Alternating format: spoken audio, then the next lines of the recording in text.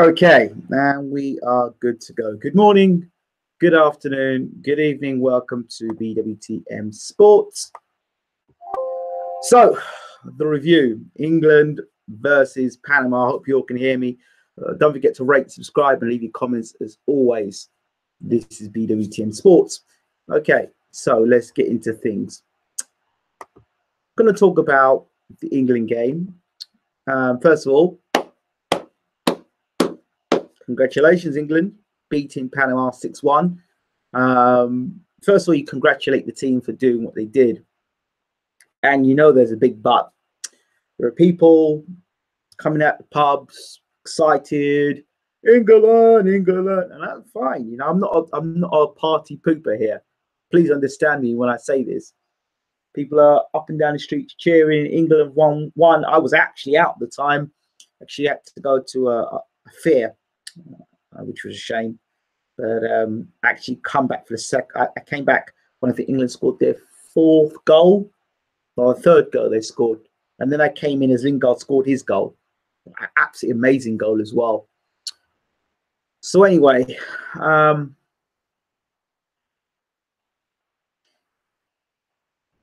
I don't know if England were that good or Panama were that shocking.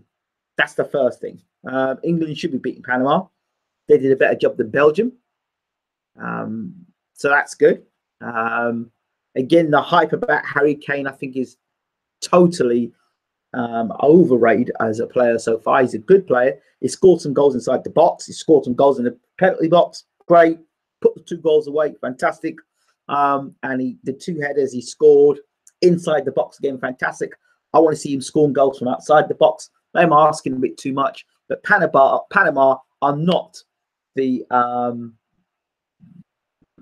litmus test. They're not the benchmark of where English football should be. I'm sorry. You're looking to win a World Cup. Panama should be getting smashed. And yes, they did a better job. I think the Dutch have played them, haven't they not? But England did a fantastic job there. The movement was good. I like the way Lingard's looking. I don't like Sterling. I'm sorry. I don't like Sterling in that England side.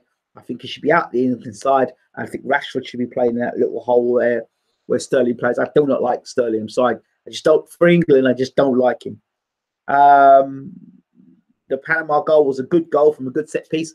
I do like England. The things I do like about England, the set pieces, I like how they're playing with the set pieces. I like Maguire. He looks okay. I'm not too sure about Pickford in goal. I still don't know about what he's like in goal against the big teams. So we have to wait and see how that happens.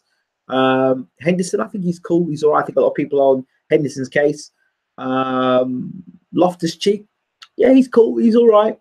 Again, these guys, especially Loftus-Cheek, we don't know how he's going to play against a really big side at the World Cup. So we have to wait and see. Again, Lingard looks good.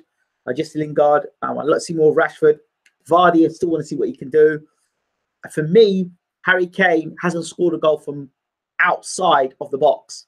And for me, that's a concern. If all these goals, listen, I'm not being overcritical. I'm just saying, for me as a striker, I want to see, me seeing a striker, I want to see a guy hitting the ball from outside the box and scoring goals.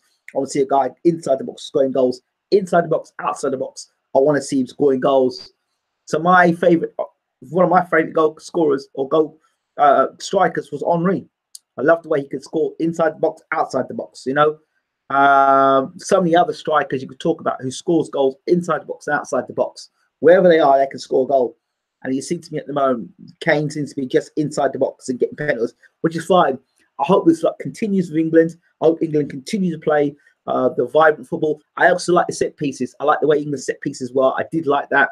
Trying to be creative. I like that because you're going to need that creativity against better teams. For me, you know, fans are going on, football's coming, that's fine, and I appreciate it, but it's Tunisia and it's Panama, and we're through to the next round. Let's see how we play against Belgium. Let's watch the Belgian game, and let's see how England play against Belgium. We know we've got Lukaku up front. We've got Hazard and a few other top-class players. Let's see how we do against Belgium. All right, let's see how we do against Belgium. Let's see how we deal with them. We can beat them, then we can start talking a bit more. And then going on to the second round, the third round, let's see how we do that. We can't make mistakes against guys like Belgium. We've got to beat Belgium and move on. So for me at the moment, nice win for England. Wish it was just 6-0. Panama scored a good goal. The Panama players in the box, defenders were absolutely shocking. The defending, I don't know who was teaching him how to defend. I mean, pulling Harry Kane down inside the box, like wrestling. Not only Harry Kane, there was another guy that was being wrestled as well. And I saw the situation with Maguire, as short as Maguire, either got headbutted or something. I saw some interaction there as well. You know, so Tunisia were terrible in defense. So England did what it had to do. But the team that's playing, everyone seems to be playing pretty well. But I don't rate Sterling. Sorry, get Sterling out the England side and bring in Rashford.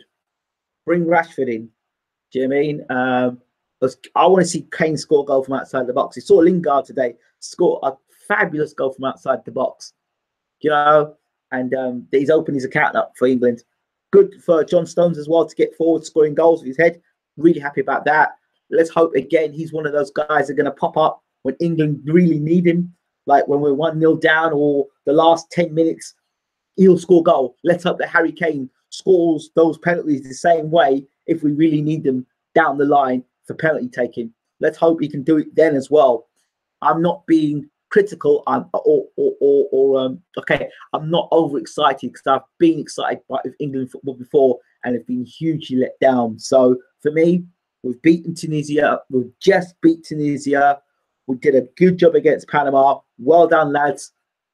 Let's now see what you do against Belgium, because that's another level. You've got a few players in that Belgium side who are considered world class. Hazard, Lukaku. Let's see how that England back three of you'll see how that defense holds up and Pickford holds up against Lukaku, who we know is a proven goal scorer. Let's see how that happens.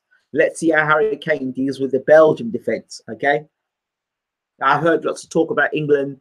The people say, well, if England lose, it's good because then they have to face this person in the next round rather than play that person in the next round. And then somebody else said, no, England should win all their games because of momentum. I don't know. I don't, you know, momentum, the false sense of security of momentum. Tunisia and Panama don't tell you how good a team you are. To me, they just tell you what you should be doing.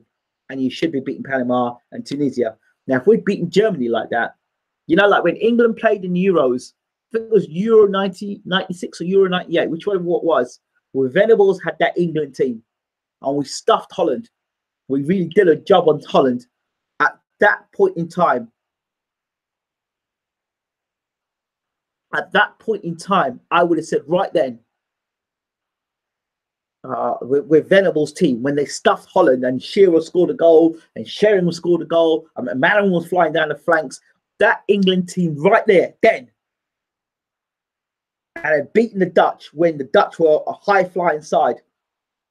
That England team there, that was a point I said the Euros, at that point, the Euros were coming to England. They were going to win the Euros. Then we came against Germany and the same old story.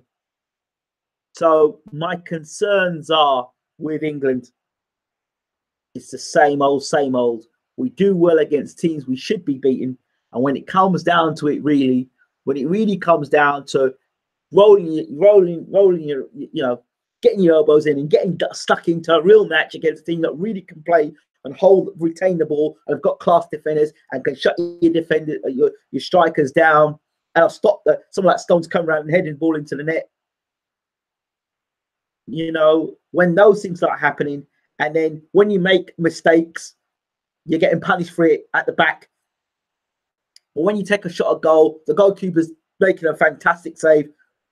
Those things, those dynamics, that's when I want to see how England play. Almost like boxing. I look at the England team and the mentality almost like boxing. You fight a whole load of people you expected to win. You get past, you get knocked down against a person you should have got knocked down by, Tunisia. And then you get up and, you know, last minute of the last round, you throw a left hook and you stop Tunisia in the last minute of the last round, yeah, like that, and everyone's celebrating about it. You should have been knocking Tunisia out.